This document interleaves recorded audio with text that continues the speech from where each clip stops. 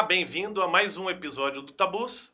Meu nome é Alexandre Lousada e eu convido você a participar do nosso canal. Basta clicar aqui e receber todas as nossas notícias e vídeos. Hoje eu apresento para vocês um dos nossos participantes, Dr. Vitor Gibran, e a doutora Gabriela, como participou do primeiro episódio, está com a gente hoje novamente. Eu vou passar a palavra aqui para o nosso convidado, o Dr. Vitor Gibran. Bem-vindo. Gostaria muito que você falasse brevemente aí sobre você e depois a doutora Gabriela também faz um breve resumo.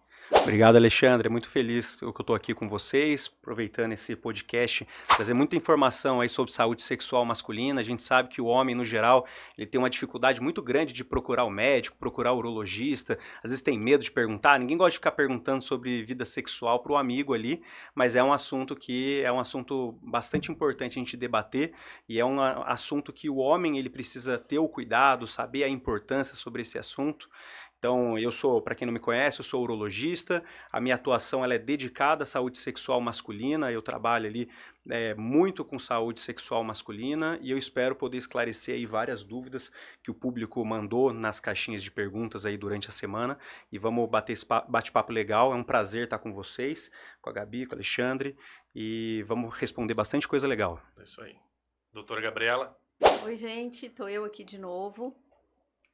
Queria aproveitar só para falar que hoje é o nosso segundo episódio e a gente está muito feliz por isso, porque o primeiro episódio foi legal a ponto da gente querer fazer o segundo e a gente espera que esse segundo seja muito legal também a ponto da gente querer fazer o terceiro e assim por diante. Vou falar só um pouquinho do Tabus, o Alexandre já explicou no nosso primeiro podcast, mas ainda encontro algumas pessoas e me perguntam o que é o Tabus, como funciona, então queria falar rapidamente um pouquinho. Nossa intenção é educação em sexualidade. Então, a gente está nas redes sociais, né, no YouTube, no Instagram, no Facebook, e a gente quer trazer conteúdos, assuntos relacionados à sexualidade, que são considerados tabus, para a gente conversar de uma maneira leve, para a gente trazer o assunto à discussão, para a gente aprender bastante coisa, porque é só com conhecimento que a gente consegue quebrar esses tabus, fazer nossas escolhas e ter uma vida mais saudável e mais feliz. Então, o Tabus é isso. Hoje, como o assunto é voltado à saúde sexual masculina, então a gente teve o prazer de convidar o Dr. Vitor aqui, que vai nos ajudar respondendo as perguntas que vocês enviaram nas caixinhas durante o final de semana. Exatamente. Caso não dê tempo de gravar todas as perguntas que fizeram, a gente vai respondendo no decorrer da semana. Bom, vamos aqui para a primeira pergunta. Dr. Vitor, um questionamento do pessoal. Quando o homem deve procurar um urologista? Qual o momento certo de procurar um urologista? Essa pergunta ela é interessante porque a gente sabe que o homem ele tem muito preconceito de procurar o médico. É muito comum a gente receber pacientes no consultório que a última vez que eles procuraram um médico foi 5 anos atrás, ou às vezes nunca procuraram um urologista, ou às vezes nunca procuraram um médico no geral. Eu gosto de falar que o urologista, do mesmo jeito que o ginecologista, ele acolhe a mulher e vê a saúde feminina como um todo, o urologista ele também tem essa função. A gente não tem que cuidar só da próstata, só do rim, a gente tem que entender se esse homem tem alguma possibilidade de ter alguma alteração.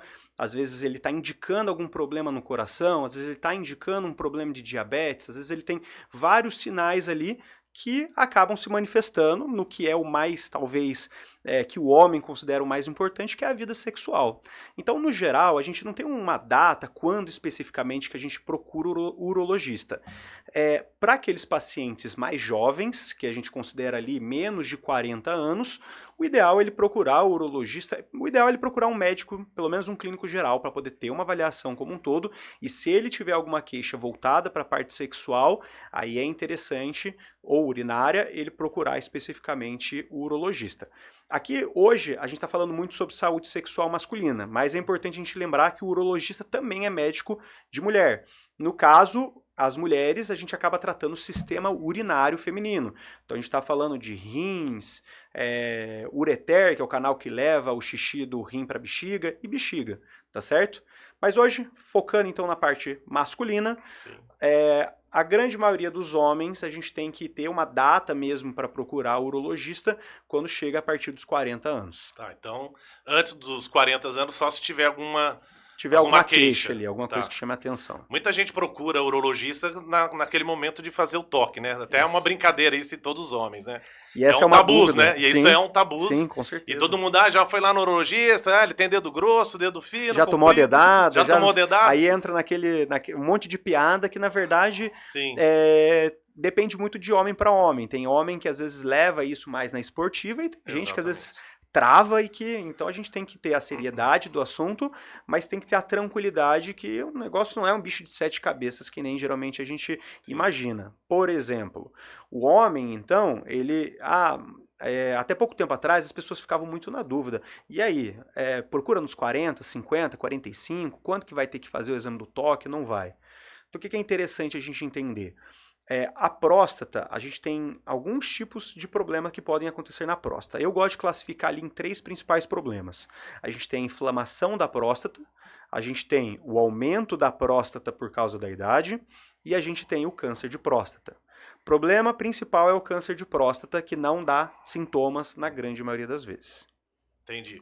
Quando fazer o toque? Essa é uma dúvida que eu tenho também, acho que muita gente tem. Por exemplo, o pessoal fala que tem um exame de sangue, também tem um aparelho, um abdominal, que você faz ultrassom abdominal. E que momento que é necessário fazer o toque? Quando tem uma alteração no exame de sangue, quando tem um aumento, como você falou, da próstata, qual que é o momento certo de realmente fazer o toque? Ou toda vez que vai ao urologista ganha um exame de toque? Vamos lá, perfeito. Depende. Depende. Alexandre, é o seguinte, quando a gente está falando então, a gente tem que avaliar individualmente cada caso. A gente tem aqueles casos que tem algum fator de risco na família, para câncer de próstata, e a gente tem a população geral. As maiores sociedades do mundo de urologia, elas falam sobre a importância do toque e do exame do PSA, que são os 2 principais exames para a gente descartar câncer de próstata, mas a idade elas diferem um pouco. Que é um exame de sangue, o PSA é um exame de sangue. Isso, o PSA é aquele exame de sangue que o pessoal acredita que pode fazer só ele sem precisar do exame do toque, mas é verdade que um exame complementa o outro. Então, como eu gosto de fazer e como as orientações dessas maiores sociedades do mundo? No geral, eu peço para o homem, a partir dos 40 anos, passar com um urologista. Quando ele tem um fator de risco na família, ou seja, ele tem ali um familiar que teve um câncer de próstata, existem fatores genéticos que podem causar câncer de próstata, que às vezes está relacionado com câncer de mama, e na verdade a pessoa acha que porque não tem câncer de próstata na família não precisa se preocupar, mas a verdade é que às vezes ele teve ali uma mãe, uma tia que teve câncer de mama, e aí tem um fator genético que chama BRCA1 e 2, que pode ter um fator ali associado a câncer de próstata, e a gente sabe que os homens da raça negra também têm uma maior predisposição ao câncer de próstata. Então, esse grupo de risco, a partir dos 40 anos, é o ideal fazer o exame do toque e o exame do PSA. Como é muito difícil o paciente entender, e aí, é muita informação. Então eu falo, 40 anos, procura o urologista. Ele vai avaliar se você está num grupo de risco. Se você não estiver num grupo de risco, eu particularmente, mesmo que se você não está num grupo de risco, eu gosto de pedir o exame do PSA. Se o exame do PSA estiver muito bom, ele não está no grupo de risco, a gente adia para fazer o exame do toque. Se ele está no grupo de risco, mesmo que se o PSA estiver normal, a gente faz o exame do toque. Porque às vezes pode acontecer do PSA estar normal, num percentual pequeno, mas pode acontecer de ter algum nódulo, ou seja, um caroço na próstata. Ele pode ter alguma alteração ali que pode ligar um alerta para a gente em relação a algum tipo de câncer que, se a gente descobrir logo cedo, muitas vezes a gente consegue curar. Bacana, agora eu fiquei preocupado, porque você falou acima dos 40, eu com 46, então... Tá atrasado. Deixa eu dar uma olhadinha nas suas mãos aí, doutor. Bom, eu faço aí, desde os 30 anos, eu faço meus exames, Sim. né? Faço o exame de sangue, abdominal também faço. Mas acho que em algum momento eu realmente vou precisar fazer, né? E é um exame que, na verdade, não é um exame que é um bicho de 7 cabeças, é um exame que dura em torno de 5 segundos, um exame rápido, um exame que não é doloroso. Na verdade, o paciente, quando ele está mais tenso, ele acaba sentindo mais desconforto. Mas quando ele principalmente quando ele já fez um exame anterior e viu que não é aquele bicho de 7 cabeças, na grande maioria das vezes é um exame tranquilo. A primeira vez sempre é um pouco difícil, mas depois ele relaxa, fica um pouco mais tempo, mas depois acaba relaxando. Doutor Vitor, uma pergunta quente aqui agora, que todo homem tem dúvida, né? Qual que é o tamanho o tamanho ideal de um pênis, Uhum. né? Legal. Existe o tamanho ideal. Fala o que é da categoria do Brasil, porque eu sei que tem regiões que é diferente, países, isso aí também pode confundir o pessoal, Uhum. mas fala um pouquinho sobre esse tema polêmico aí. Eu acho que esse tema ele é bem interessante, que é uma preocupação do homem.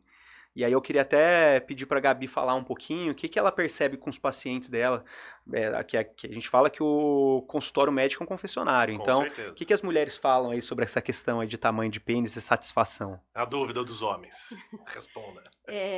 Bom, só antes de responder, eu tenho uma dúvida que é assim, como é feita a medida do pênis, né? Porque falar, o meu pênis mede não sei quantos centímetros, o meu mede não sei quantos centímetros, como é feita essa medida? Se tem uma maneira correta de fazer. Por cima, por baixo, por lado? Enfim, agora, em relação, né, o que eu posso falar sobre as mulheres, é que o tamanho não importa, né? Ao contrário do que a maioria dos homens pensa, um pênis muito grande é até ruim, né?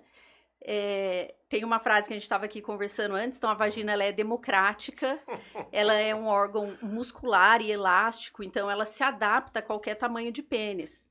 Mas um pênis muito grande acaba incomodando, então eu nunca tive uma paciente, por exemplo, que queixou porque o parceiro tinha um pênis muito pequeno, mas eu já tive paciente que queixou porque o parceiro tinha um pênis muito grande. E lembrando que o prazer feminino, ele não está ligado muito à vagina, à penetração vaginal. O prazer que a mulher sente na vagina é mais no seu terço externo, né, mais ali na entrada da vagina mesmo, ali no comecinho e na região do clitóris. Então, quanto ao prazer, o tamanho do pênis não vai interferir em nada. Nesse caso, o que você quer dizer é que a preliminar ela é muito importante para o nível de satisfação da mulher, independente do tamanho do pênis. Independente do tamanho do pênis. E legal. Doutor Vitor aí complementando, por favor. Exato. E então, já desmistificando essa questão de que o tamanho do pênis realmente importa muito, na realidade a gente tem que. O ideal é que o homem tenha ali o tamanho do pênis que seja o suficiente para ele ter uma penetração satisfatória. Ele tem que se sentir bem, a parceira tem que se sentir bem. Agora, quando a gente fala de tamanho, médio, e aí, qual que é o tamanho normal? O que a gente considera? Existem vários estudos que falam sobre a questão do, primeiro, o que leva ao prazer para a mulher e, segundo, o tamanho do pênis. Um trabalho interessante que fizeram nos Estados Unidos, eles fizeram uma análise que eu achei fantástica. É uma análise que é o melhor método para a gente realmente ver qual é a sinceridade do que a mulher quer de tamanho peniano. Que eles fizeram um estudo, que eles não fizeram uma entrevista nas mulheres, eles fizeram uma pesquisa de mercado. Qual era o tamanho de dispositivos de, como fala? Brinquedos eróticos, tamanho dos brinquedos eróticos que as mulheres acabam comprando. E aí eles tirou uma média aí, uma porque estatística, ela vai comprar, de fato, ela vai desembolsar um dinheiro dela, o que vai trazer mais prazer para ela. Sim. E aí esse trabalho ele mostrou ali que a variação de tamanho não passava de 15 centímetros do tamanho do brinquedo, de 10 a 15 centímetros do tamanho do brinquedo. Então, na realidade, o homem não precisa ter um pênis de 20 centímetros para poder agradar a mulher. Mas aí esse trabalho ele mostrou isso. Em relação a como funciona a medida ela é feita, então, tem duas maneiras, né? O homem ele pode fazer a medida com o pênis ereto ou ele pode fazer a medida com o pênis flácido. Então, numa situação onde às vezes o paciente procura o médico e ele tem essa preocupação, a gente consegue fazer essa medida com ele flácido, o ideal é a gente esticar bem a ponta do pênis, pegar ali uma régua, uma trena e medir da ponta do pênis até aquele osso que a gente tem na base que chama pubis. Então essa é a medida adequada que a gente vai fazer do pênis. Na parte de cima. Isso. Inclusive o pênis ele é até maior, porque ele ele vai para dentro, né? Mas o que importa, talvez ali por uma questão de penetração, satisfação, é o seu comprimento ali da parte externa. Tá legal? E aí, quando a gente fala de média populacional, vários estudos acabam fazendo isso, varia em relação à população de país para país, e a gente tem ali que a média, principalmente do brasileiro, ela é em torno de 13,3 centímetros de comprimento. Quando o pênis está esticado, mesmo flácido, a gente está considerando esse tamanho próximo do tamanho dele ereto. Quando ele está ereto, ele vai aumentar um pouco, mas ele bem esticado, se você pegar ele flácido, que eu falo, ele mole, né? Sim. Falando do jeito do povo, né? Pode falar, não tem à jeito. vontade. Que a ideia aqui é a gente Sim. falar de forma simples para quem está querendo entenda, aqui entender sobre o assunto. Então, ele ali é uma média de 13,3 centímetros, tá legal? É isso aí. Isso de comprimento. E aí, quando a gente fala de grossura, você vai medir ele, então, a circunferência dele, e a circunferência dele, a média populacional aí é de 11,5 centímetros. Tá? Hoje em dia, a gente tem procedimentos, não tem procedimento bom para falar de aumento do comprimento peniano, mas existem procedimentos para engrossar o pênis. Ah, e essa ia ser uma pergunta, né? Na verdade, a doutora Gabriela mandou para mim essa semana uma foto de um pênis que estava parecendo uma batata doce. Era um caju. É um caju. Um caju. Foi um procedimento. Obviamente não deu certo e ficou ridículo, né? Então, às vezes o cara tá sofrendo, achando que é pequeno, faz um procedimento que não dá certo também, aí piora mais ainda, né? O que tava ruim piorou. Mas fala um pouquinho dessas questões de procedimento, o que tem hoje na atualidade, para que as pessoas saibam, tenham mais informação. Deixa eu só falar uma coisinha. Você tá falando aí que eu mandei a foto, que o procedimento deu errado, mas é que assim, era uma foto de um erro, de um procedimento mal feito. Sim. Né? Então, assim, para não ficar todo mundo preocupado, que não pode fazer, Sem enfim. dúvida. Então, existem alguns procedimentos, realmente, o Dr. Vitor vai explicar pra gente. E, lógico, como os procedimentos estéticos femininos, todos têm as suas indicações, né? E as pessoas habilitadas a fazer corretamente. Perfeito. Né? De 100, às vezes dá um probleminha. A gente tem que saber que profissional procurar também, né? Nossa, Como é uma questão que está muito em alta, por questão financeira, muita gente quer fazer para ganhar financeiramente. Então a gente tem que ter um pouco de cuidado para procurar o profissional correto. Então você vai fazer um procedimento estético peniano, nada melhor do que você procurar um profissional que tenha a prática com aquela área. Então a gente sempre recomenda passar com um urologista, porque o urologista ele é o profissional que mais tem o conhecimento da anatomia peniana. Se eventualmente você tiver uma complicação, quem vai resolver vai ser ele. Então às vezes você passa com um profissional que nem tem tanto ali, pode até às vezes já ter feito vários procedimentos, mas na hora que complica acaba mandando para outro profissional e aí acaba ficando uma situação meio chata. Mas, enfim, a gente faz muito tempo que existem várias pesquisas, vários tipos de tratamento. Hoje, o que está mais em alta, que já tem mostrado alguns resultados positivos, ainda tem muito trabalho para ser feito para realmente comprovar a sua segurança, mas já está indicando que talvez tenha uma certa segurança e inclusive, até pouco tempo atrás, os urologistas não faziam tanto esse procedimento justamente porque estava aguardando uma melhora dessas questões de estatística, de segurança, de realmente qualidade. Mas agora já tem uma certa segurança, é o preenchimento com ácido hialurônico, tá certo? O preenchimento com ácido hialurônico é um procedimento que ele pode ser realizado, então vai aplicar com uma agulha sem precisar fazer um procedimento cirúrgico, é um procedimento estético que pode ser feito no consultório, na medida adequada. Realmente, que nem a Gabi falou, às vezes faz um procedimento de forma que só quer engrossar e colocar o máximo possível e o negócio fica ali irregular, não fica com o aspecto que o paciente gostaria. E é claro, o mais importante é a gente ver se o paciente tem indicação. Porque às vezes o homem, ele tem um pênis do tamanho normal, mas ele acha que ele tem que fazer um engrossamento. Tem inclusive trabalho que mostra ali, pesquisa, na verdade, que essa é uma preocupação mais do homem do que da mulher. Porque ele fica ali aquela questão, às vezes, do vestiário, aquela questão ali de achar que o pênis não é tão... E ele quer fazer um Acho que isso aí é um paradigma de adolescente, né? Exato. Porque o adolescente, desde o início ali, ele compra revista... Na minha época era revista pornô. Mas hoje o pessoal entra nos portais aí de RedTube, Xvideo, e são profissionais trabalhando ali. O pessoal acaba contratando pessoas mais avantajadas, aí o cara vê aquele negócio monstruoso, um braço, exato. E aí o cara já fica meio frustrado. E a gente até comentou isso no último podcast, que era um tema sobre adolescente, que qual que era o perigo do adolescente começar a ver filme pornô, e ele olhar aquilo e ele olhar pra ele, às vezes, não, nossa, mas... Achar que o dele tá errado, isso aí pode já gerar uma complicação para o Sim. adolescente, né? Causar um trauma que, inclusive, vai afetar ali, às vezes, até na performance sexual dele. Ele vai ter, Sim, às vezes, uma ejaculação precoce, alguma outra tudo coisa, isso. algum outro problema, porque ele está muito preocupado com a performance, muito preocupado com o tamanho do seu pênis, e ele não consegue se concentrar ali no prazer mesmo. E vai gerar E frustrações. vai gerar frustrações. No caso de ginecologia, a doutora Gabriela falou no último episódio que as mães levam as filhas adolescentes para o consultório. No caso do urologista, é natural pai e mãe levar o filho com 15, 16 anos para fazer alguma coisa? Que eu desconheço isso para o homem, é engraçado, né? Que para a mulher, a mãe sempre... Deixa eu levar minha filha, vai tomar anticoncepcional, vai perder virgindade, ter orientação... Mas para o homem, eu desconheço. Eu não sei se eu tô errado, se é uma visão minha superficial, ou se isso de fato é real, né? Não, realmente não tem.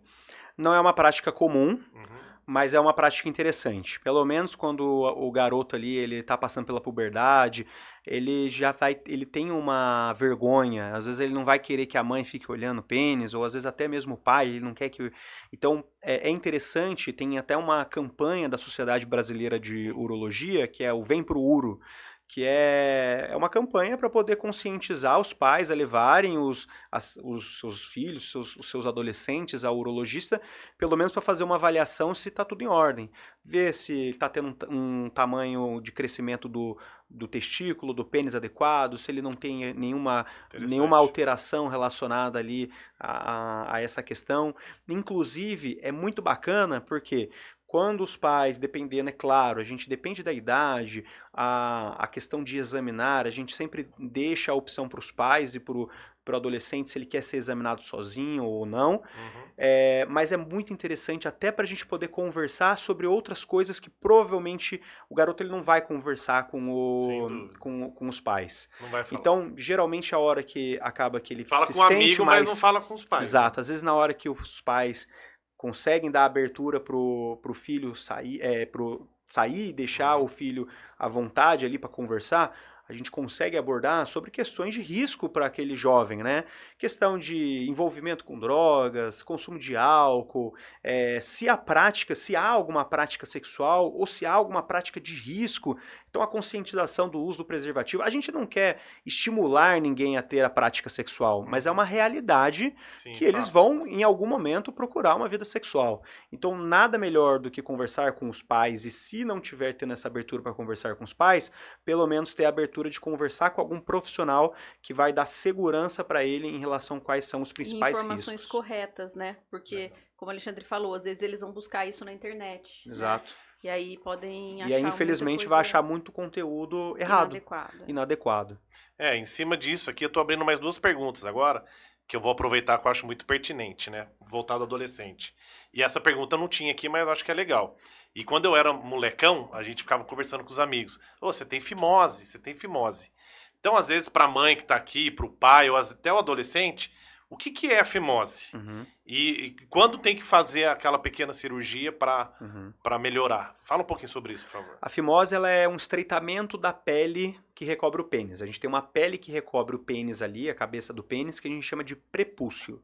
Geralmente, quando a gente tem esse estreitamento da pele, principalmente na época que o adolescente ele começa a ter um desenvolvimento ali do seu tamanho peniano, essa pele ela pode causar um estreitamento que nele flácido, ou seja, mole, não causa um desconforto, mas na hora que ele está rígido, aquilo acaba estreitando e pode machucar. Então, muitas vezes, a gente se depara com situações onde o paciente, o adolescente, ele chega no pronto-socorro com o pênis inchado, porque aquela pele era estreita, ele teve a ereção, o pênis ficou rígido, ela ficou ali um tempo rígida e na hora que terminou a ereção, ele não conseguiu puxar a pele de volta, às vezes precisa fazer um procedimento de urgência. Então, o principal ponto é uma situação que pode acontecer desde a criança pequena, a gente espera ali a criança ter pelo menos 2 anos para a gente ver se tem uma resolução espontânea, e depois disso, se você identifica, não teve resolução, às vezes a gente tenta o uso de pomadas e não teve a resolução, aí sim é o caso da gente pensar em cirurgia. Uma outra coisa importante dentro dessa pergunta, quando os pais que têm filhos pequenos, Ele tem que arregaçar a cabecinha para lavar. Esse exercício ele é importante, porque é uma coisa, eu tenho filho menino, Sim. e eu sempre falava pra Gabi, olha, vamos fazer o exercício para ir esticando. Isso é correto, não é?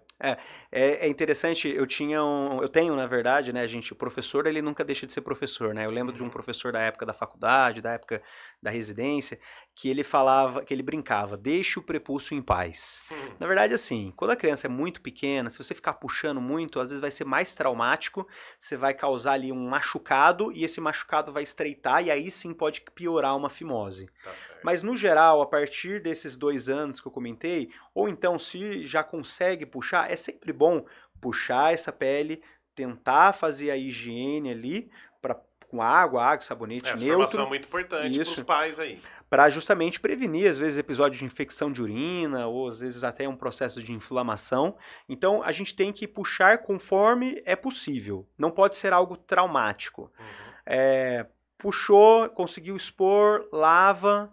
Agora, percebeu que está mais estreito, não está conseguindo puxar, passa com um urologista. Bacana. Ótima pergunta e respostas aí pertinentes para os pais aí de casa. Perfeito. Dentro desse cenário, eu lembrei aqui também a droga e sexo para os adolescentes. Qual é o impacto disso hoje? Hoje os jovens estão mais porra louca e são drogas mais pesadas. E isso aí pode ter algum impacto, algum problema na vida sexual?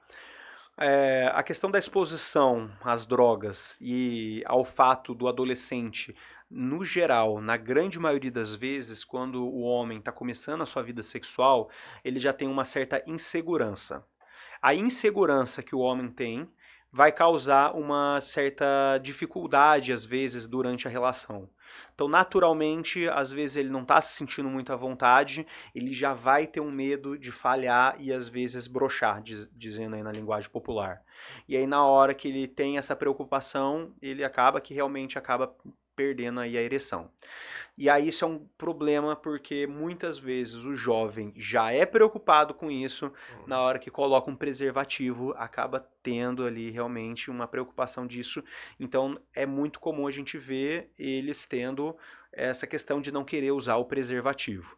E aí quando a gente associa às vezes drogas, por exemplo, não só drogas, mas álcool e maconha, e isso serve não só para o adolescente, isso serve para homens de qualquer idade, eles são inibidores, na verdade eles vão causar uma inibição do sistema nervoso central. Então ele vai também causar uma disfunção erétil ou causar ali uma dificuldade para manter o pênis rígido.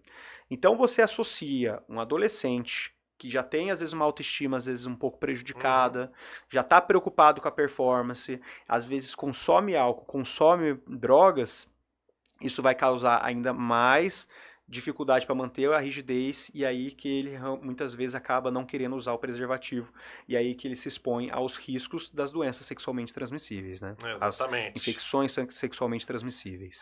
Essa informação é muito pertinente. Acho que tem muita gente que é exatamente isso. Usa droga, vai na balada, tá loucão, vai lá sem camisinha. Se colocar a camisinha vai perder o prazer, não quer, medo de broxar, vamos falar assim.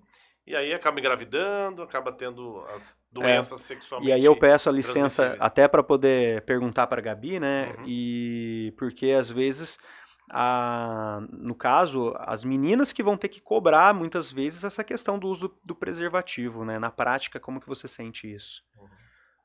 Na prática, assim, as pacientes, elas, sempre que eu pergunto, tá usando preservativo, elas sempre falam que sim.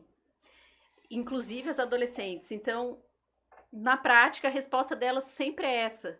Embora eu duvide, não de cada uma, assim, não, essa eu sei que não julgando, mas assim, a resposta que eu tenho no consultório das pacientes, 100% usa preservativo. Não condiz muito com o que a gente vê à disposição, exatamente. Né? Então, fica difícil responder, porque quando eu já pergunto, todo mundo, não, eu uso. É que nem na escola, né? Fez a tarefa? Fiz a tarefa. Então... Na teoria, todas as minhas pacientes estão aí se prevenindo. E aí eu já aproveito e deixo a dica aí para os meninos, então. Então, se a gente já sabe que é uma dificuldade, que às vezes pode acontecer desse medo da performance, então não associa o uso de outras coisas que vão acabar piorando. Não, evita, né, a questão do álcool, não usa droga, para você realmente ir tranquilo, com a cabeça tranquila e ter uma performance do jeito que você gostaria. Exatamente. E aproveitando aqui, para as mulheres, doutora Gabriela, a questão do uso de droga e bebida, muda, altera ela chegar ao orgasmo, dificulta? Como que funciona isso para a mulher? Alterando o sistema nervoso, como o Dr. Vitor falou, pode ter uma alteração no prazer, sim. O álcool, por exemplo, ele inibe, então às vezes a paciente, se bebeu demais, dorme, né, desmaia, enfim, então pode alterar com certeza, e altera também esse nível de consciência a ponto de você aceitar coisas que você não aceitaria se você tivesse com seu nível de consciência não alterado, né? Então, se você tá lá sã e sóbria, você consegue exigir, não, quero que use preservativo, ou não vou fazer isso, o consentimento, então altera a capacidade da paciente de ter consentimento também sobre as práticas que ela gostaria ou não gostaria de praticar. Resumindo, beba com moderação, não use droga, até porque vai inibir prazer e é uma coisa muito ruim, né? Isso, tanto Às no vezes jovem quanto no adulto aí mesmo. você conhece uma pessoa bacana, aí os dois estão chapados, nem lembra o que aconteceu. Exato. Não tem vínculo, né? Uhum. Meramente você foi lá e pronto, no outro dia, vida que segue, né? Doutor, vamos falar um pouquinho agora sobre o orgasmo do homem aqui. Segurar o orgasmo. O homem que tá ali na banheta, vamos dizer assim, se masturbando. O cara, na hora de gozar, ele vai segurando, ele segura e controla, segura e controla. Ou no ato sexual também, porque o cara, às vezes, é natural, às vezes, ele tá ali, a menina tá numa posição que o bicho tá doido, e aí ele quer segurar pra tentar aí ele lembra dos amigos aproveitar que é feio, mais. ele lembra. A técnica é lembrar dos amigos feios, é lembrar do seu time que perdeu o futebol. Aí você pensa, cada um tem a sua técnica aí. Como que funciona isso? Faz mal? Não faz mal a questão de manter ali, tentar segurar mais tempo, tá certo? Primeiro que a gente fala que tempo, na verdade, é uma questão também que entra naquele tabu, mais um tabu aí, que às vezes acha que a mulher, ela quer durar, não sei se foi vocês que comentaram. Comentamos no último podcast de alguém que falou, acho que foi a Lilian. Ficou 20 minutos, a menina começou a reclamar. Tinha ejaculação precoce, porque o cara era um super-homem, né? E a mulher também, né? Porque ela tava lá... Isso.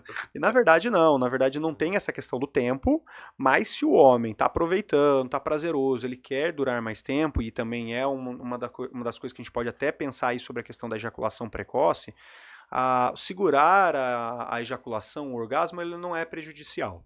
E existem técnicas justamente para poder tentar ajudar o homem a conseguir manter mais tempo ali a ejaculação, sem ejacular, no caso, e tentar ser de uma prolongar isso aí. Prolongar, exato. Pensando na técnica de possibilidade, até essa questão de segurar, são técnicas que a gente utiliza para aqueles homens que estão buscando ali uma melhora da questão da ejaculação precoce, são técnicas que a gente chama, por exemplo, de start-stop.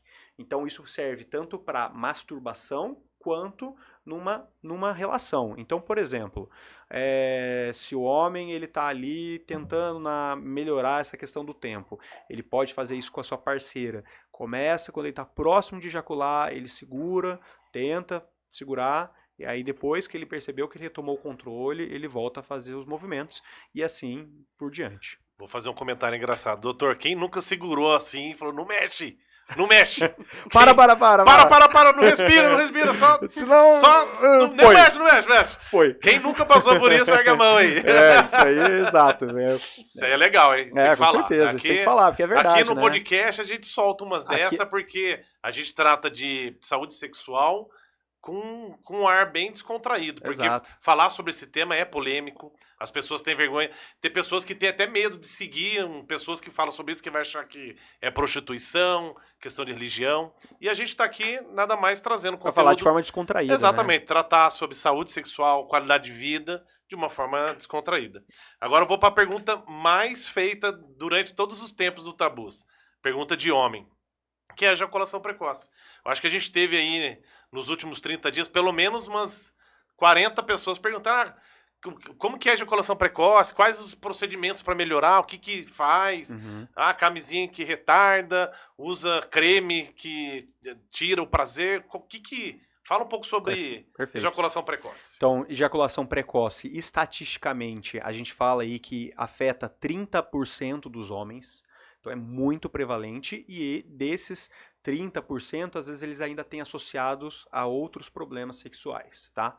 Então é muito comum, é mais comum do que você imagina. O problema é que ninguém fica falando pro amigo que tem ejaculação precoce, mas é mais comum do que você imagina.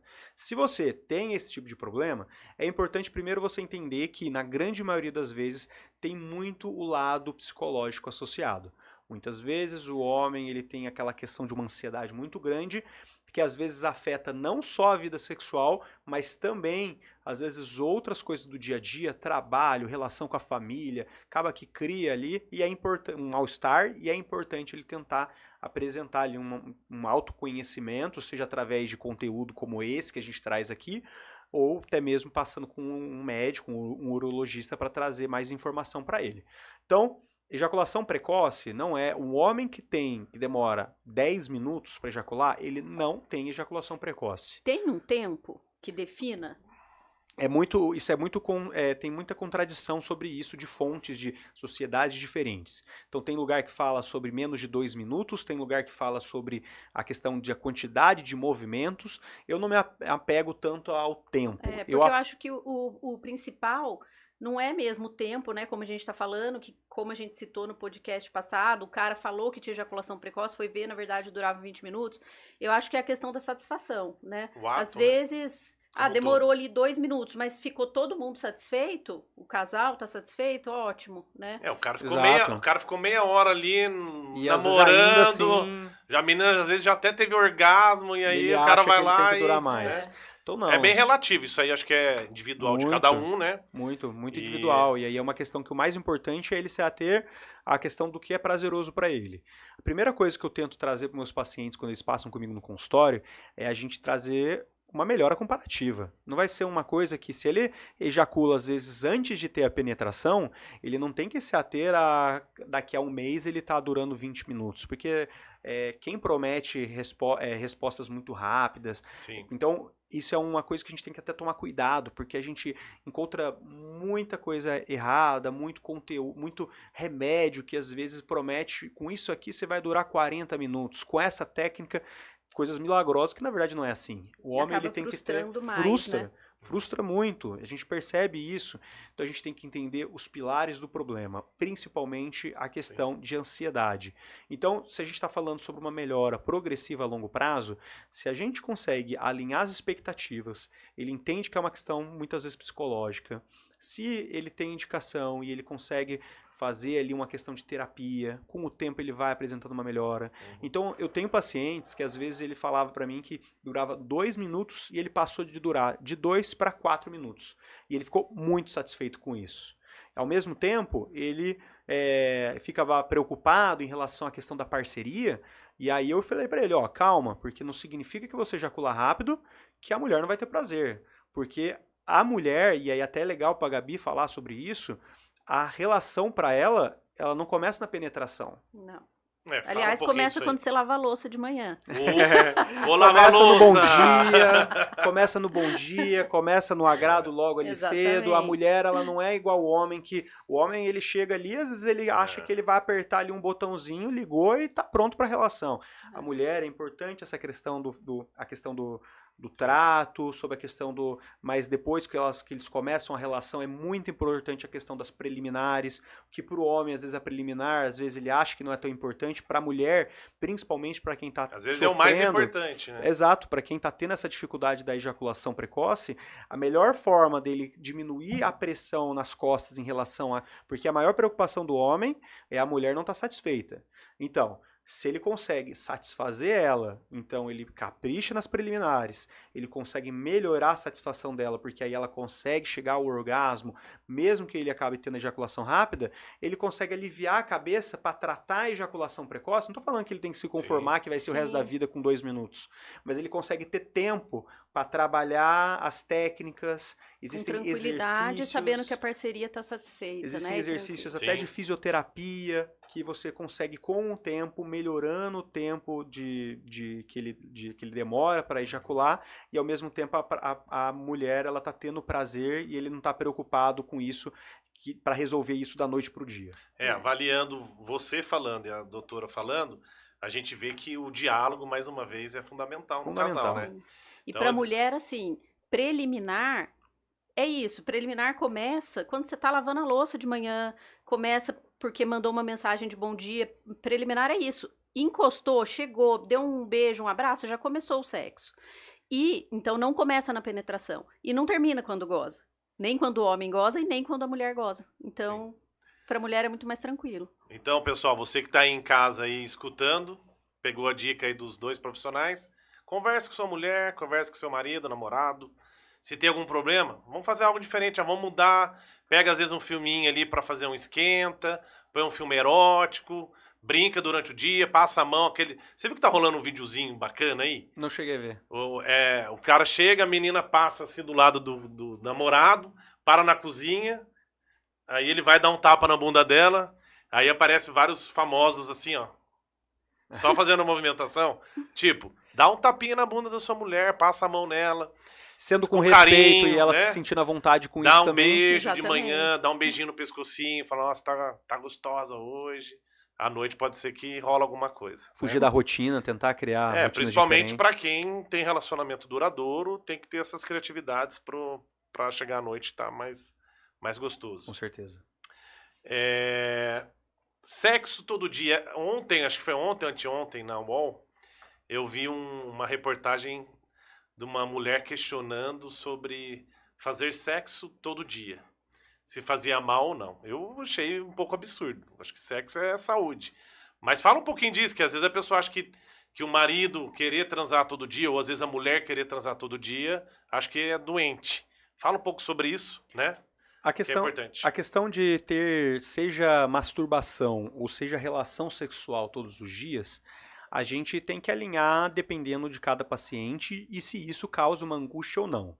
Se aquele casal, os 2 estão alinhados e os 2 querem ter relação, maravilha. Agora, às vezes pode acontecer de o homem estar querendo fazer todo dia e às vezes a mulher não está alinhada nessa questão. Na mesma vibe. Exatamente, na mesma vibe. Então tem que ser uma coisa ali mútua dos 2. Sim. E existem situações até ajudando sobre a questão da ejaculação precoce, aonde o homem ele acha que ele precisa ali ter uma masturbação, uma ejaculação todos os dias. Então ele não vai causar o mal pro organismo dele, mas às vezes psicologicamente isso pode causar uma dificuldade, pode causar alguns bloqueios. Eu acho que é até um tema legal para um eventual novo podcast, às vezes a gente conversar com uma psicóloga, conversar um pouco mais sobre esse assunto, mas a gente percebe que a questão, então, não está tanto da questão física, fisiológica, algo relacionado ao organismo, mas psicologicamente, se às vezes ele tem ali uma prática muito excessiva, às vezes até um consumo excessivo de conteúdo como pornografia, isso vai causar uma distorção da realidade, isso às vezes vai causar, às vezes até dificuldade para ele em relação, às vezes, uma disfunção erétil, porque ele tem uma expectativa muito grande relacionada, às vezes, a um pornô, relacionado a algum conteúdo que ele consome, mas, então, só poderia causar mal se da parte psicológica isso acaba criando como se fosse um vício ou, às vezes, uma ansiedade muito grande, uma angústia muito grande em volta disso. Antes da gente começar a nossa gravação aqui, né, depois de várias tentativas aí, né, no início que a gente teve, engraçado, a gente estava comentando sobre o podcast do Surubão, né? Que a Débora Seco foi lá, causou. Ela deu maior ibope pro podcast. Será que a gente consegue trazer ela aqui um dia? Bomba isso aqui. Quem sabe, a gente conversa aqui. E ela fez um comentário, cara, que foi muito engraçado, né? Uma das passagens dela no podcast, ela fala que ela adora engolir a porra, vamos dizer assim. Sêmen. O sêmen. A sêmen é muito formal. Porra. E aí, eu queria saber da doutora, se isso faz mal. Eu acho que muita gente tem essa, nossa, engolir o sêmen faz mal, é prejudicial. Fala um pouco disso até pro pessoal tirar essa dúvida, que eu acho que é tabus também. E ela causou, né? Eu olhava a cara da esposa do Gagliasso, eu não sabia que Giovanna, ela baixava a cabeça, olhava, nossa, amor, eu não obrigo você. E ele assim, né? Eu não obrigo você a fazer isso, eu não obrigo. Foi engraçado isso. Mas e aí, faz mal? Não, não faz mal, mas a gente tem que lembrar que o sêmen na boca tem o risco da contaminação, né, com as infecções sexualmente transmissíveis. Então, ter o sêmen na boca, independente se vai cuspir, se vai engolir, aumenta o risco da transmissão de infecção sexualmente transmissível. Tem um trabalho, uma vez, que tentou falar sobre a ingestão do sêmen do marido na tentativa de melhorar. Você sabe desse trabalho? Na tentativa de melhorar pré-eclâmpsia, se eu não me engano. Mas, né, não. Como se não fosse foi alguma coisa nutritiva, né? Como se fosse um tratamento de imunidade. Como se fosse um tratamento de imunidade. Então, engolir o sêmen do marido, porque essa patologia talvez fosse uma alteração de imunidade em relação a esposa e marido. Mas não teve um resultado satisfatório, não tiveram outros estudos, enfim. Então, isso não existe, não ficou comprovado. Então, a gente vai ter um episódio aqui falando só sobre doenças sexualmente transmissíveis. Então, a doutora Gabriela hoje vai fazer um videozinho aí de 5, 6 minutos falando um pouquinho disso, já adiantando para vocês, acompanhem no nosso canal. O Dr. Vitor também vai ter um vídeo aí de 5 a 10 minutos só tratando sobre vasectomia, que acho que é um tema que todo homem, depois dos 40, começa a pensar. Então ele vai ter um vídeo, acompanha aí e segue a gente no canal. Mas voltando aqui no tema da Débora Seco, ela ainda falou que tem gosto de éter. Daí que a galera rachou o bico da risada. Vocês viram isso, não? Ela falou, não, tem um gostinho de éter, né? O abacaxi, morango, aí come abacaxi, vai ter gosto. Enfim, o gosto muda, né? O gosto muda de acordo com a alimentação do dono do sêmen. A Débora Seco provavelmente abriu a mente de muita gente aí. Então, acho que foi um podcast bem... Esse sim foi um papo bem descontraído. Esse foi pesado mesmo, né? Bom, vamos voltar aqui. Estamos chegando nos nossos finalmente aqui. E eu acabei falando que o Dr. Vitor vai fazer depois um vídeo específico falando de vasectomia. E fala brevemente agora só o que é vasectomia e qual o procedimento, como funciona. Vasectomia é um procedimento que a gente... É um método anticoncepcional. Então, a vasectomia é um procedimento para os homens não conseguirem mais ter filhos, né? Não precisar ali, às vezes, as mulheres usarem anticoncepcionais, que às vezes acabam até levando ali alguns sintomas da parte feminina. Depois a Gabi até pode comentar sobre isso. E é um método que tem uma grande eficácia, como qualquer método. Infelizmente não é 100%, mas é um método muito seguro. Então é um método tranquilo que o homem pode realizar ali através de uma sedação, uma anestesia local, um procedimento que dura em torno de 30 minutos. E o mais importante, que é uma das grandes preocupações, eu acho que é até um assunto interessante para a gente falar, que eu acho que a gente não comentou aqui no podcast ainda, sobre a preocupação do homem de ter alguma disfunção erétil, que é o famoso brochar, né? Então, na verdade, a vasectomia não vai causar nenhuma alteração de nível hormonal, não vai causar disfunção erétil, não vai causar alterações de orgasmo, vai continuar tendo a ejaculação do mesmo jeito. Então, é um procedimento seguro, é um procedimento muito eficaz.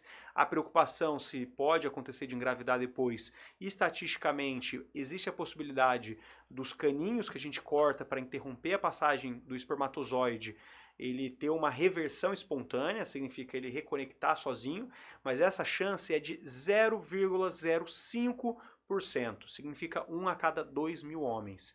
É muito raro, mas pode acontecer, tá? Aí, se você me permitir, eu acho que é até interessante a gente falar um pouco sobre a questão da disfunção erétil, que é uma das principais preocupações dos homens também, né?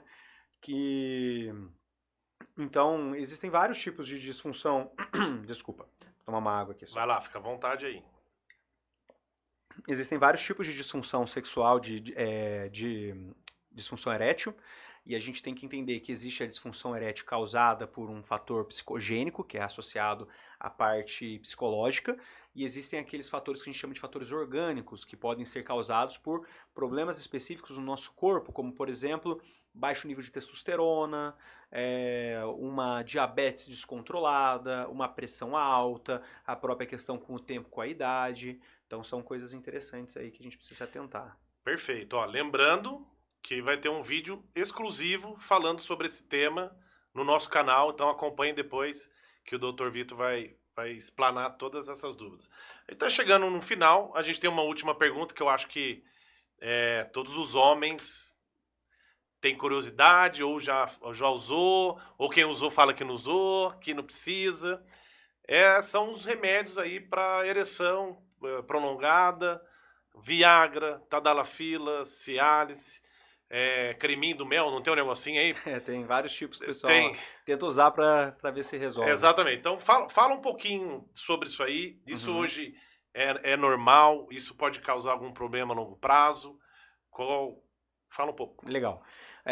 Quando a gente está, então, de medicação, a gente tem que tomar muito cuidado para o que está... Porque é aquela questão que eu falei sobre medicações milagrosas, alguma coisa que promete ali um negócio, resultado muito bom. Então, a gente, não vou citar nomes, mas a gente sabe de remédios que não são nem vendidos em farmácia, mas às vezes o homem vê ali na propaganda da internet e acaba comprando para fazer uso, e às vezes ele não tem a segurança do que de fato tem ali dentro do que ele está tomando. Agora, do que a gente tem disponível de arsenal de medicação, o urologista opta por realizar, o que a gente tem de mais eficaz realmente é Tadalafila, Viagra, na verdade o nome genérico é Tadalafila, é o Cialis, e o caso do Sildenafila, que é o Viagra, tá legal? Então elas são medicações que elas ajudam a vasodilatação do pênis e, consequentemente, o pênis ele consegue manter ali mais sangue dentro dele por um tempo maior, mas é importante a gente entender que ela não vai ser uma medicação milagrosa que ele vem aqui, sei lá, vai sair de casa, ele toma o remédio e o pênis dele vai ficar duro ali na rua. Não, é uma medicação que também vai precisar do estímulo sexual da mesma forma. Então, se ele não tiver ali toda a questão dos estímulos sexuais que envolvem o cheiro, o tato, a imaginação, o contato sexual, não tem ereção sexual, ele não vai ter a ereção. Ele vai ajudar a manter a ereção. Então, é uma medicação que é uma medicação muito utilizada, e a grande preocupação dos homens, às vezes até por questões ali de filmes, novelas, é se isso vai causar um infarto, se isso vai causar um problema no coração. A gente brincou às vezes aqui até sobre outro, assim, inchava a boca, se tinha... Eu perguntei isso, né, Silvio? Eu tenho pressão alta, mas o cara tem pressão alta, tem medo de tomar. Eu tenho maior curiosidade de tomar Viagra, acho que um monte de homem tem. Falando abertamente. Às vezes o homem, ele tá com a ereção boa e às vezes ele quer. Mas às vezes ele quer tanto dar um prazer a mais pra mulher, apesar que você falou que a mulherada tá satisfeita ali, não quer mais que meia hora, uma hora, mas enfim. Mas ele tem... O cara, às vezes, ele quer experimentar, da mesma forma que a mulher, às vezes, quer experimentar coisa diferente também. Isso. Que são os brinquedos, né, os toys aí. Aliás, a gente precisa fazer um episódio aqui também só voltado a brinquedos eróticos, né? Tanto pro homem quanto pra mulher. E aí, então, a questão das medicações, né? Então, essas medicações, elas têm uma boa segurança, e a única contraindicação que a gente fala absoluta, que ou seja, que realmente não pode utilizar, são aqueles homens que fazem uso de medicações que a gente chama de nitratos. Quais são essas medicações? Essas medicações, principalmente para aqueles homens que já infartaram, que já têm, às vezes, algum problema grave no coração, e essa medicação, ela vai... Quando faz uso junto com o Viagra, ela vai ter uma vasodilatação muito grande e pode causar uma hipotensão muito grande. E o homem pode de fato vir a ter um problema. Tanto é que é uma medicação que, na verdade, ela é utilizada muitas vezes quando o homem infarta. Então, eu falo para os pacientes que ela não vai causar um infarto, mas para aqueles homens que tomam, se vier a ter um infarto, até porque a disfunção erétil é um sinal de alerta para risco de um problema no coração. Então, todos os homens que têm disfunção erétil, a gente tem que investigar a fundo ali risco de algum problema no coração. Então, aqueles homens que podem vir a infartar, eles têm que contar para o médico que toma essa medicação para ele poder adequar ali qual medicação que ele vai utilizar na hora para o tratamento do infarto agudo do miocárdio. Mas então, tirando essa situação de homens que já infartaram, que têm essa medicação, que fazem uso dos nitratos, a grande maioria das vezes a gente não vai ter uma contraindicação. Ela é um vasodilatador, ela pode cair um pouco a pressão, então a gente tem que entender quais são os sintomas relacionados. Às vezes, dependendo da situação, pode dar um pouco de tontura, mas o mais comum mesmo dos sintomas que o homem pode apresentar, geralmente, ele pode apresentar dor de cabeça, porque vai causar uma vasodilatação, ter um pouquinho de dor de cabeça. Ele pode ter rubor facial, ficar com o rosto mais quente. Ele pode ter congestão nasal, o nariz ficar mais entupido. Ele pode sentir as palmas das mãos mais quente, mais úmida. Ele pode sentir dores musculares, porque do mesmo... Então ele é um vasodilatador. Ele não vai dar vasodilatação apenas no pênis. Ele vai dar uma vasodilatação periférica e, consequentemente, ele pode causar outros sintomas. Não são sintomas graves, tá? Existem outros sintomas que a gente até pode ser discutido com o seu urologista, mas na grande maioria das vezes ele não vai apresentar sintomas graves. Tá? Mas é importante você discutir com o seu urologista sobre quais seriam esses sintomas mais sérios aí e discutir qual seria a melhor dose no seu caso, porque esse também é outro ponto. Às vezes a gente vê, às vezes em novela, alguém que tomou lá a medicação, mas se for ver, a pessoa tomou 4 comprimidos, tomou tantos comprimidos, e aí é uma vasodilatação excessiva, né? E realmente pode causar um perigo maior. Então, tudo na vida... Em excesso, medicação em excesso é veneno. Então a gente tem que saber a dose certa. Resumindo, tem pessoas que de fato precisam tomar. Sim. Né, porque tem algum problema de saúde, precisa tomar algum remédio desse. E tem pessoas que acabam tomando de curiosidade, eventualmente. E nesses casos, tomar cuidado, não tomar um excesso. Legal. E até é legal a gente lembrar também sobre a questão da preocupação que as pessoas têm em relação a vícios. Se poderia causar algum vício o uso de tadalafila, Viagra. A gente sabe que ela não está relacionada a um vício orgânico. Ele não vai tomar ali e o corpo dele vai começar a responder menos se não tomar. Mas a gente sabe da importância da mente. Então, às vezes a pessoa ela já tem uma ansiedade. Eu conheço pacientes que eles começaram a tomar ali com 18 anos e chega com os 30 e 35, não consegue ter uma relação sem o uso do Viagra, sendo que o corpo não precisa. E é psicológico, mais psicológico. No caso desse paciente, não precisa. Em algumas situações, às vezes ele tem outros fatores associados, mas muitas vezes é um fator psicológico e aí às vezes ele vai criar uma dependência psicológica, onde ele pensa que se ele tomar vai ser legal, mas se ele sair e tiver sem o Viagra, ele não vai conseguir ter a relação porque ele não consegue sem o remédio. E às vezes é uma questão psicológica, é um vício psicológico. Esse é um tema legal porque é modinha hoje no grupo de bate-papo. A galera, toma isso, toma aquilo, pô, isso aqui é legal, deu um grauzão, Então é bem comum e é importante saber os problemas futuros, o que pode ser problema psicológico ou não. Doutor, eu tenho mais uma última pergunta para você, mas eu vou fazer após esse programa aqui sem patrocinadores. Não tem como, né? Temos que associar o nosso amigo aqui do lado que está fazendo essa gravação aí pra gente, nosso amigo Gustavo, quero agradecer ele aqui também. E eu vou falar aqui para você que está procurando aí na sua casa, você que mora no condomínio e precisa fazer uma dedetização, se você tem problema com pombo, escorpião é uma outra coisa que tem muito condomínio aí, né? Tem muita gente com problema em condomínio aí com escorpião. Eu vou passar aqui para vocês uma dica excepcional, que é a base ambiental do meu amigo Fábio. Então procura no Instagram, uma excelente pessoa, um ótimo profissional. Então fica a dica para você que está precisando fazer dedetização a cada 6 meses e outros demais problemas também. Nosso outro grande parceiro aqui é a empresa Sunrise, é uma empresa voltada à energia fotovoltaica aqui no Vale do Paraíba. Você que está cansado de pagar aquela conta de energia muito alta, R$500, R$700, R$1.000, ou tem um comércio, ou tem uma empresa, a Sunrise é a empresa certa para você chamar. Eles fazem todo esse levantamento, é um levantamento sem custo para vocês. E vai estar passando aí para vocês o telefone, o nome do contato das empresas. Se você procura economizar energia, a Sunrise é a empresa certa para sua casa ou para sua empresa. E por fim, nós temos o nosso grande parceiro aqui, Dr. Bitar, que tem uma clínica hoje de alta performance dentro do shopping de Taubaté, que é a clínica RMI. Lá vocês podem fazer vários exames. Então tem ressonância, ultrassom. Então não sei se você conhece, doutor, essa clínica ao lado ali da Pernambucana. É uma clínica nova, equipamento de ponta. Então fica aí um convite para que vocês possam conhecer a clínica. Eles atendem no particular e também vários convênios. Ele pediu para eu passar aqui que a Santa Casa também acabou de fomentar a parceria com eles. Então, quero agradecer todos esses patrocinadores. Sem vocês, a gente não consegue fazer esse programa. E eu vou retomar aqui nosso podcast com a última pergunta para o doutor. Que teve 2 pessoas que mandaram aqui para mim no WhatsApp enquanto a gente estava conversando. No caso do cara broxar na hora H, qual é a solução para ele ali, na hora? O que fazer?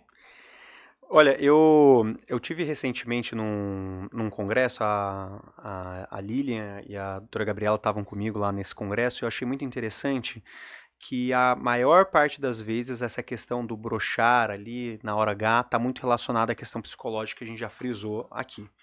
Então, muitas vezes, por que o homem broxa, né? Por que o homem não consegue, às vezes, manter? Tirando a questão do corpo dele, Sim. tem a questão ali psicogênica, ali psicológica associada, na questão da psicológica eu falo. Muitas vezes ele está mais preocupado com a performance dele durante a relação do que com o prazer em si. Eu vi uma psicóloga falando, muito bacana, falando sobre isso, que às vezes ele tá mais. Você pergunta pro homem, e aí, o que você estava pensando? Ah, não. Eu estava preocupado de não Satisfazer ela. de satisfazer, mas nem isso. Ah, será que vai conseguir? Será que vai manter rígido? Será que eu não vou broxar? Então, a partir do momento que você está muito preocupado com isso, você não está focado no prazer, no seu prazer. Você tem que focar no seu prazer também. É importante o prazer do casal.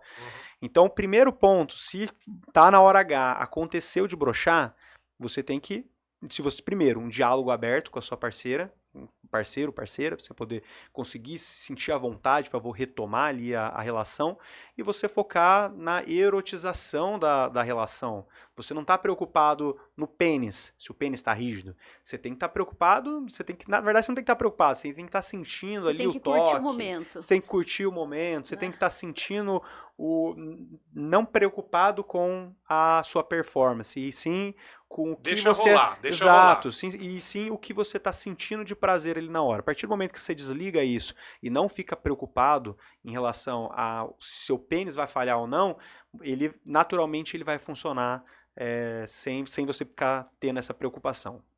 Bacana. Pessoal, olha, estou muito satisfeito. Dr. Vitor, quero agradecer muito a sua presença aqui com a gente hoje no Tabus. Acho que a gente aguardava muito esse momento.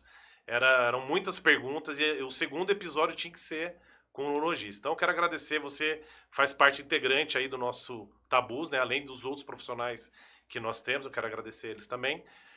Mas, assim, qualquer pessoa que queira fazer alguma pergunta, vai aparecer aí no podcast o endereço do Dr. Vitor, queira procurar ele, fique à vontade. Se quiser fazer pergunta nas nossas mídias sociais, pode fazer a pergunta pra gente, que o doutor pode fazer um vídeo curto lá, um short ou alguma coisa.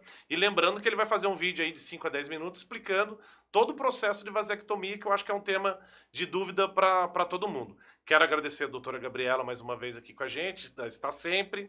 A doutora Aline, infelizmente, não pôde estar participando com a gente hoje, ela teve um problema particular, mas provavelmente no próximo a gente vai estar com ela aqui. E passar a bola aqui também para a doutora Gabriela para falar o que vem em maio aí. Tem alguma novidade em maio, algum podcast novo? O que acontece aí, doutora? Não, em maio, como a gente tem o Dia das Mães, em maio a gente vai chamar algumas mães, mulheres, para conversar sobre a vida sexual após os filhos. Então vai ter essa novidade aí no mês que vem. Eu acho que é um tema muito legal. Então, para encerrar, eu passo para o Dr. Vitor aqui fazer um encerramento e fica à vontade, doutor. Olha, eu agradeço aqui, Alexandre, Gabi. A gente fala, né? Acaba não chamando tão formalmente a doutora Gabriela, porque a gente já conhece já há algum tempo, a gente já tem, a gente já é amigos já. Mas eu fico muito feliz de participar não só desse podcast, mas desse projeto, né? Que é o Tabus, que é um projeto muito legal para a gente trazer de forma democrática informação para qualquer pessoa, seja aquela pessoa que tem um maior nível econômico, às vezes aquela pessoa que tem dificuldade para conseguir acesso a algum médico, ele consegue ter uma noção qual é o problema dele. É claro, não é para conseguir apenas orientações, mas desse tipo de conteúdo, mas às vezes você já consegue ter bastante informação e esse projeto ele é muito bacana. Fico muito feliz de fazer parte desse projeto. Contem sempre comigo. Muito obrigado. Foi muito legal esse bate-papo de hoje. Eu espero, eventualmente, mais para frente, a gente poder fazer outros, participar de outros podcasts aqui. Muito obrigado. Doutora Gabriela, seu encerramento. Queria agradecer a presença do Vitor. Como o Alexandre falou, a gente estava bastante ansioso para esse podcast de hoje com ele, porque a gente sempre recebe muitas perguntas direcionadas, né, a esse assunto. Agradecer também não só pela participação no podcast, mas pela parceria desde o início do projeto. E deixar aberto para a gente, com certeza, fazer outros podcasts com a sua presença. Ok. Pessoal, eu sou Alexandre Lousada. Hoje eu encerro esse segundo episódio do Tabus. Acompanhe a gente nas mídias sociais e curta o nosso canal. Um beijo, um abraço e vamos em frente. Obrigado.